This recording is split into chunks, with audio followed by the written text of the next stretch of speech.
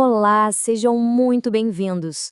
Hoje a gente vai mergulhar de cabeça em um tema super complexo, mas fundamental: o diagnóstico psiquiátrico em crianças e adolescentes. Sabe, essa é uma área crucial para psiquiatras, residentes, para todo mundo da saúde mental, porque a gente está lidando com um alvo que não para de se mexer: a mente em pleno desenvolvimento. A ideia aqui é bem prática. Como é que a gente vai além de um simples checklist de sintomas para entender de verdade quem está na nossa frente? Bom, toda avaliação começa com essa pergunta, né? A criança tem um transtorno mental? Parece simples, direta, só que quando o paciente ainda está crescendo, um sim ou não quase nunca dá conta do recado. Essa pergunta não é o fim da linha, sabe? Ela é só o comecinho de uma investigação muito, mas muito mais profunda. Para a gente organizar nossa conversa, a gente vai seguir esse roteiro aqui. Primeiro, vamos entender o tamanho do desafio. Depois, a gente passa pelas ferramentas que todo mundo usa, vê como ir além delas com o modelo biopsicossocial, entende a importância do tempo e, no final, a gente tira umas lições bem práticas para o dia a dia. Então vamos lá. Para começar, qual é a grande dificuldade aqui? Por que é tão diferente, tão mais complexo diagnosticar uma criança em comparação com um adulto? A diferença está toda aqui. Em adultos, a gente parte de uma personalidade, de uma estrutura mais ou menos estável. Agora, em crianças, a história é outra. O próprio alicerce da pessoa está sendo construído. O desenvolvimento biológico, o psicológico, o social, isso não é só um pano de fundo. É uma força ativa que muda e transforma o tempo todo a forma como os sintomas aparecem. Ok, então diante dessa baita complexidade, o que a gente tem na mão para trabalhar? Vamos dar uma olhada nos sistemas de classificação que são a base da nossa comunicação, tanto na clínica quanto na pesquisa. Claro, a gente tem os nossos manuais de cabeceira, o DSM-5 e a CID-11. Eles são ferramentas indispensáveis, não tem como negar. São a nossa língua comum, garantem que um diagnóstico feito aqui no Brasil signifique a mesma coisa lá no Japão. Mas, e aqui está o pulo do gato, eles são guias, não são uma receita de bolo. E o perigo mora em usar eles só como uma lista de compras de sintomas. E essa citação aqui mata a charrada. Se a gente se apega só na lista de sintomas, a gente corre o risco de fatiar o paciente em um monte de diagnósticos diferentes, perdendo de vista o que está conectando tudo por baixo. A gente acaba criando um monte de rótulos e não entende a pessoa. Isso leva a gente naturalmente para a necessidade de um modelo mais completo, mais integrador. Vamos avançar e ver como a gente pode construir um entendimento que vai além da superfície dos sintomas. A grande resposta para sair da armadilha do checklist é o famoso modelo biopsicossocial. Ele não é novo, mas o segredo está em aplicar ele de verdade, sabe? Esse modelo força a gente a investigar três coisas essenciais: o que está acontecendo na biologia daquela criança, qual é a dinâmica psicológica dela e qual é o contexto social que está produzindo aquele quadro todo. E é aqui que a teoria vira prática. Olha só o caso do Gerson. Se a gente olha só os sintomas, o carimbo vem rápido. Transtorno de conduta. Fim de papo, né? Errado. Uma análise biopsicossocial mostra o que está rolando de verdade.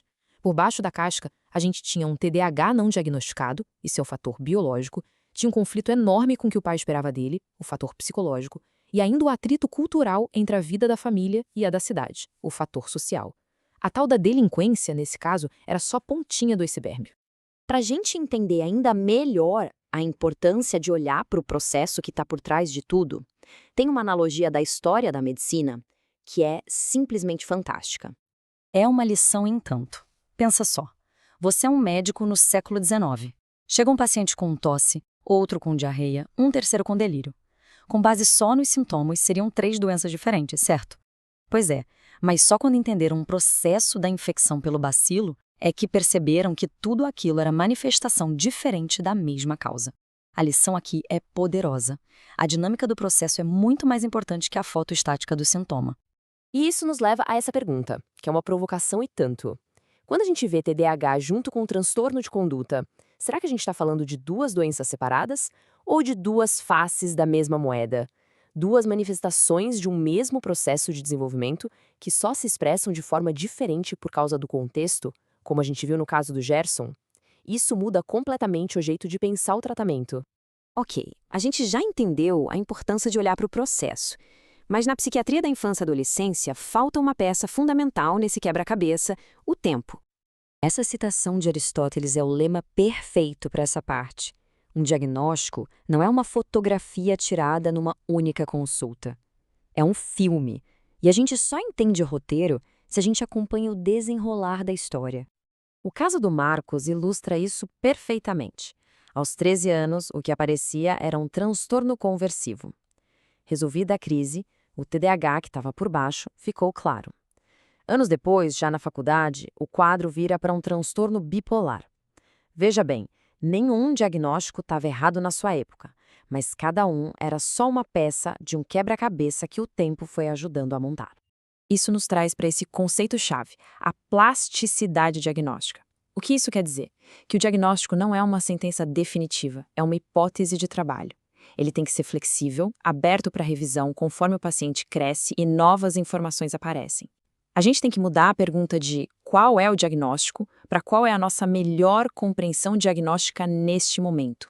Certo, a teoria é ótima, mas como é que a gente traduz isso tudo para a nossa prática clínica, lá no hospital, no ambulatório, no CAPS? Vamos para as lições e passos mais objetivos. Uma boa prática diagnóstica se apoia nesses pilares aqui. Primeiro, tem que ser especialista em desenvolvimento normal para saber o que é patológico. É fundamental avaliar o prejuízo na vida da criança. E, o que é crucial, tem que ser um detetive, juntando informações da própria criança, da família, da escola, e saber que essas versões muitas vezes não vão bater. A arte do clínico é justamente sintetizar tudo isso.